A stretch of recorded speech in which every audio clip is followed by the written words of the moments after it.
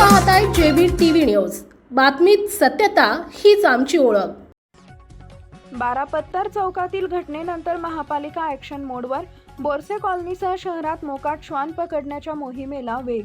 काही दिवसांपूर्वी शहरातील बारापत्तर चौक परिसरात एका पिसाळलेल्या कुत्र्यानं अनेक नागरिकांसह दुकानदारांना चावा घेतल्याच्या भयंकर घटनेनंतर आता धुळे महापालिका पूर्णपणे ॲक्शन मोडवर आली असून मोकाट श्वान पकडण्याच्या मोहिमेला मोठी गती देण्यात आली आहे। गेल्या काही वर्षापासून शहरात वाढलेला मोकाट श्वानांचा उपद्रव आणि हल्ल्यांमध्ये निष्पाप बालकांसह अनेकांचे बळी गेल्यानं नागरिकांमध्ये निर्माण झालेली दहशत कमी करण्यासाठी महापालिकेनं बोरसे कॉलनीसह शहरात विविध भागात मोकाट श्वानांचं निर्बीजीकरण आणि अँटी रेबीज लसीकरण मोहीम युद्धपातळीवर हाती घेतली आहे। ॲनिमल वेलफेअर बोर्डाकडे नोंदणीकृत असलेल्या सोसायटी फॉर ॲनिमल प्रोटेक्शन या संस्थेमार्फत ही संपूर्ण प्रक्रिया पार पडत असून शस्त्रक्रियेनंतर श्वानांना 3 ते 4 दिवस देखरेखीखाली ठेवून पुन्हा त्यांच्या मूळ जागी सोडलं जाणार आहे। भविष्यात श्वानांची संख्या नियंत्रित करण्याच्या या महत्त्वपूर्ण मोहिमेला धुळेकरांनी सहकार्य करावे।